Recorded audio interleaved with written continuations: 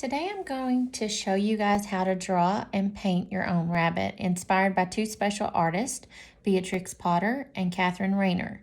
Beatrix Potter is best known for her art through her books including The Tale of Peter Rabbit. Catherine Rayner is a contemporary artist from the United Kingdom who is also an author and illustrator, and both of them used rabbits as their inspiration for stories and art. This one is actually a little bit more inspired by Catherine Rayner today, with its use of the sprigs of hair and kind of the button eyes, and it looks like almost like a rag doll. What you're going to need is watercolor or marker, water, a brush, a pencil, a Sharpie, and if you'd like to add on a supply for some color, you could do chalk or crayons. So let's get started. All right, the first thing that we're going to do is create a pear shape that's about in the middle of your page. So think about halfway down. We want to go just a little bit above the halfway mark and create a small rainbow arch. And then from that arch, we're going to go down at a small angle, like we're creating this rainbow a little bit further. And then when we get just a little bit further, about an inch down, maybe an inch and a half, you're going to start making this go out like a pear. Think about the bunny's face and cheeks. And then back together. So we want that to be a closed shape. And it doesn't have to be perfectly straight. Mine always seems to be just a little bit crooked. That makes the bunny kind of look like it's tilting its head.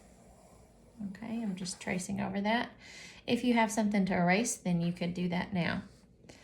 Now we're going to go on and add in ears. And for our ears, we want to take up a lot of space, especially up at the top of our artwork. So we're going to go up from a little bit to the side of this top part, which is the top of the bunny's head. And we're going to come up and make a point and come back down. And then we're going to do the same thing over here. I'm going to kind of tilt it to make this ear have a little bit more room. After we've done that, we're going to create a jagged line at the bottom of each ear. And then we're going to take our pencil and connect those jagged marks with another elliptical shape on the inside of the ear. That's going to help create the inside of the rabbit's ear that we're going to color a different color in a little bit. Then we're going to add a V down in the middle of that largest pear part that we're going to use as the nose. And then we're going to create cheeks by just making an arch line that comes out of the top of each side of the V. All right, now we're going to do a Catherine Rayner inspired eye. Up near that narrow part of our rabbit's face, we're going to make a C on the right side of the rabbit and a D on the left side of the rabbit. Try to make those as similar in size as possible. And then we're going to create a smaller shape inside of those. That's going to be our pupil. We'll color that in later with our Sharpie.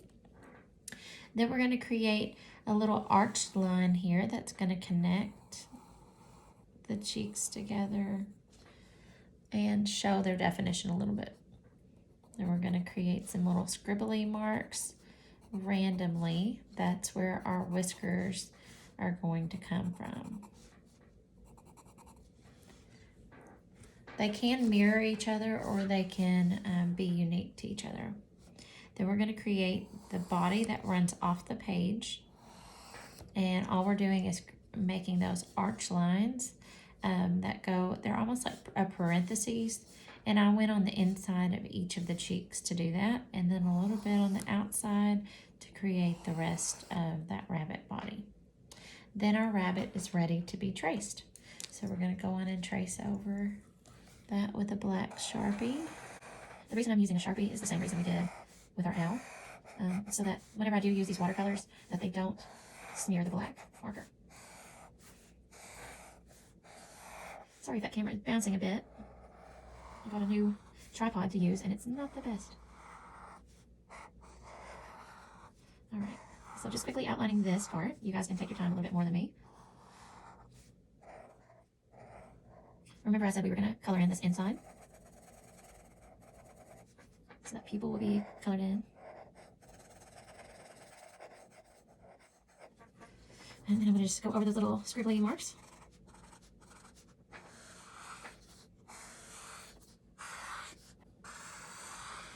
All right, and then we're going to add our whiskers now. And the whiskers are just going to come out from those little black marks on the cheeks. You can make them uneven or even if you'd like. And then if you want, you could go in and add a little bit of a shadow, some little hair to your rabbit up here at the top.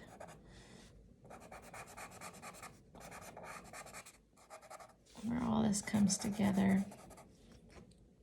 And that will look better whenever we start fixing his color. And then we're going to go on and add in Catherine Rayner little wispy hairs. This is definitely inspired by her. Make that a little bit more hair-like. You can leave those off if you don't like them. Okay, so now we're going to start with our rabbit, and we're going to go on and give him some color. And I just am using some brown watercolor for mine. If you had markers, remember you could go around that outside edge with the marker and then wet it and pull it towards the center.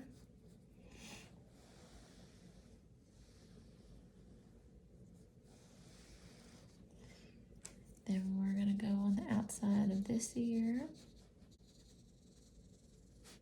I'm going to go in. Be careful around my eye. Let's see. Thinking about whenever I add new color, where do I want the rabbit to be the darkest? And then I can go in and get water and spread that out and create my lighter spots.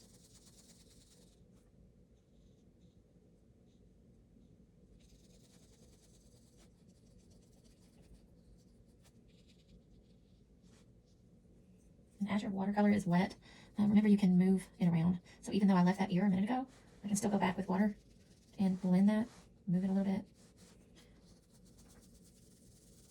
And get a little bit more color in here.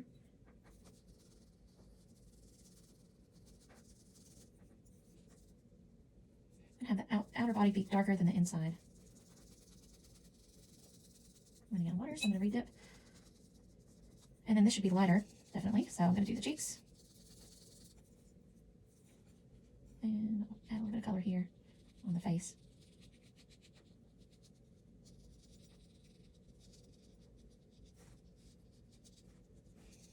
And that leaves me with barely any pigment to add on the cheeks, and that's what I want personally. You can decide how you want to color yours, and add just some water to this to spread that around just enough to create a color on each face. You can do the same thing to the inner ear if you'd like. Personally, I'm going to add some chalk here in just a second to those.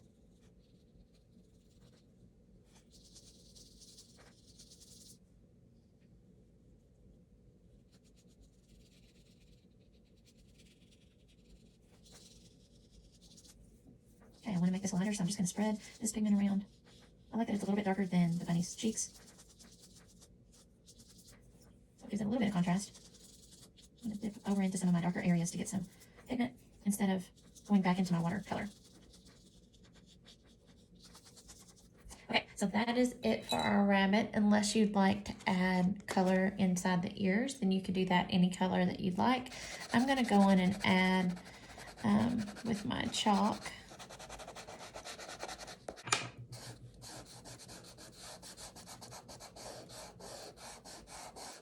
And then blow any chalk residue off instead of rubbing it, or else it's going to go everywhere. All right, so now you can do your background any color you would like, or you can create a scene. You You could do a rainbow.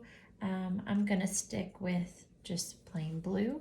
And just remember that you need to make sure that you stay inside the lines and don't touch the brown. If you did not give this time to dry, like me, you're going to just need to be super careful when you get close to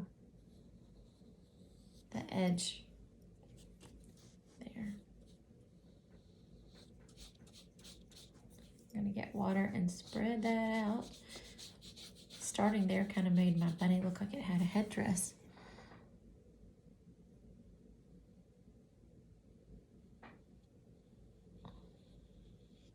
Being really careful around this black Sharpie line, not to go over it. So I do not want to spread that brown out or make the blue go into the rabbit.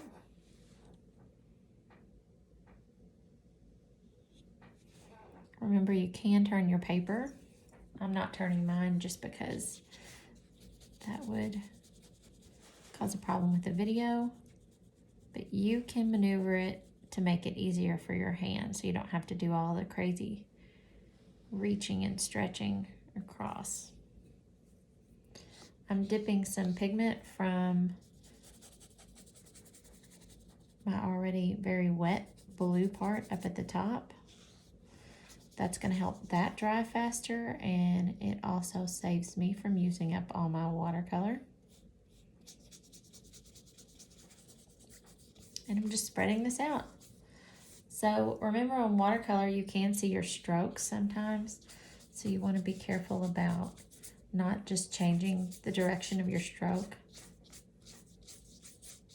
And if you see something you don't like, get more water, spread it out like that.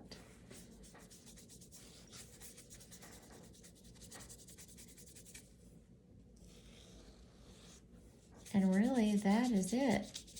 So if you have any questions or comments that you'd like to leave me, you can message me on Dojo or Google Classroom, and I'll be checking that daily.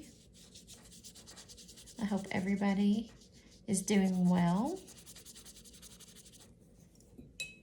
and will enjoy this project.